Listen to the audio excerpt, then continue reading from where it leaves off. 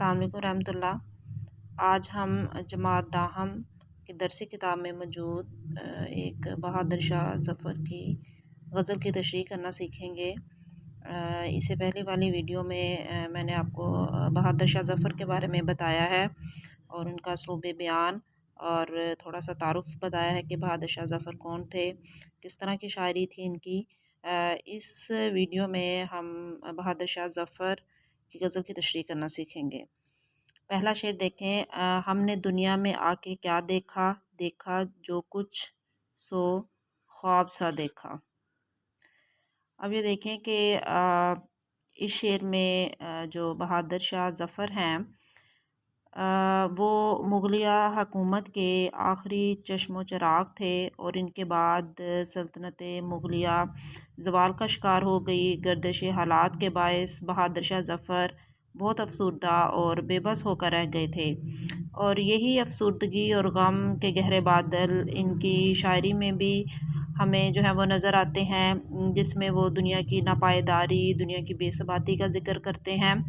کہ انسان کو دنیا میں آئے کتنا ہی وقت ہوتا ہے کہ جلد ہی اس کے جانے کے دن قریب آ جاتے ہیں۔ انسان کتنا ہی زندگی سے لطف حاصل کر لے، لطف اندوز ہو جائے،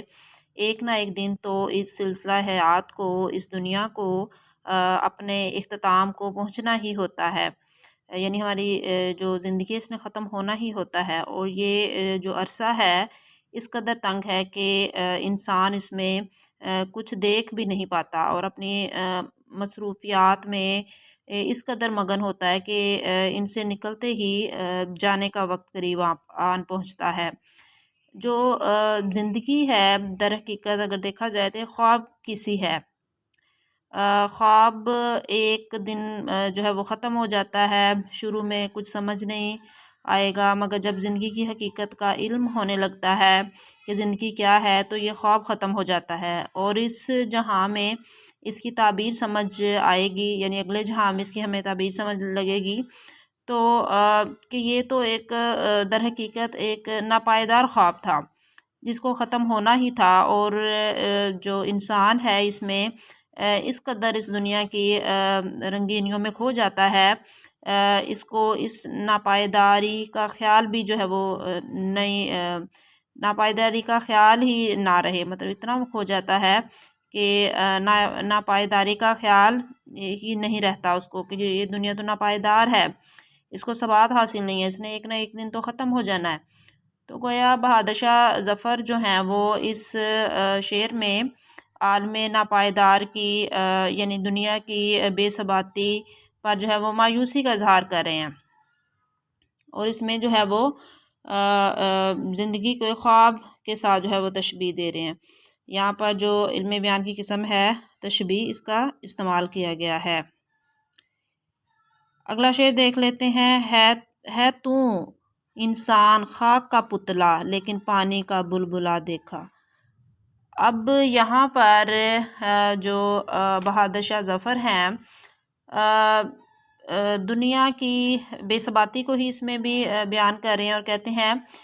کہ انسان تو یوں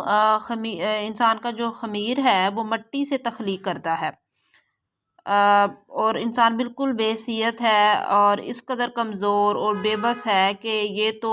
اس بات کا بھی اندازہ نہیں لگا سکتا کہ کب اس کی سانسیں اس کا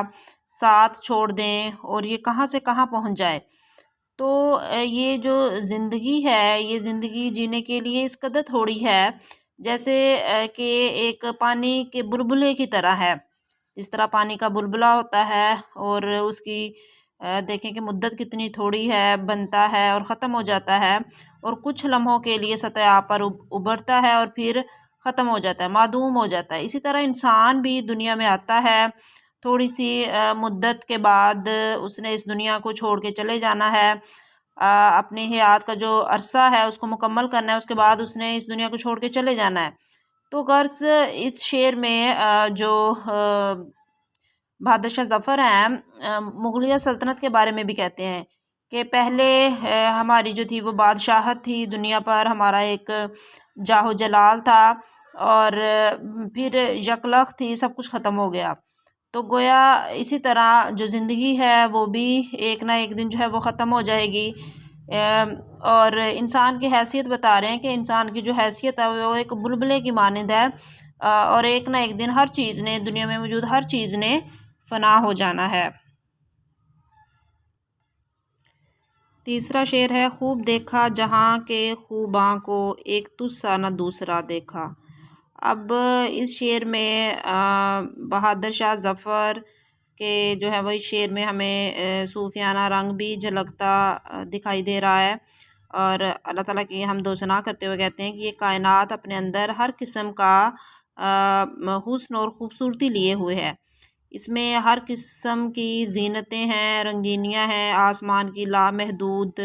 وسعتوں سے لے کر سمندر کی گہرائیوں تک سب نے اپنے اندر نہ جانے کون سی خوبصورتی جو راز خوبصورتی جو ہے وہ لیے ہوئے ہے، خوبصورتی جو ہے وہ مخفی ہے۔ جب انسان اپنا مشاہدہ وسیع کرتا ہے تو اگر وہ غور کرے تو اسے اپنے اندر ہی بے شمار کمالات نظر آئیں گے کہ یہ تمام حسین و جمیل چیزیں اس ذات کی صنعت گری کا منہ بولتا ثبوت ہیں کہ جو اپنے فن میں یکتا ہے، اور ان تمام تخلیقات میں کوئی بھی اس کا ہمسر نہیں۔ اور پھر کہتے ہیں کہ ان تمام خوبصورتیوں کو اگر ہم دیکھیں تو سب سے حسین جو ہے وہ اللہ تعالیٰ کی ذات ہے، جو بے مثال ذات ہے، جس نے ان سب چیزوں کو اپنی نفاست سے بنایا ہے اور ہر قسم کے نقائص سے پاک ذات ہے۔ تو شاعر جو ہیں وہ اللہ تعالیٰ کی تخلیقات میں موجود خوبصورتی کو بھی بیان کر رہے ہیں، اور اللہ تعالیٰ کے حسن و جمال کو بیان کر رہے ہیں، جس نے یہ جہاں اور اس کی رعنائیاں پیدا کی ہیں، وہ خود جو ہے وہ کتنا حسین ہے۔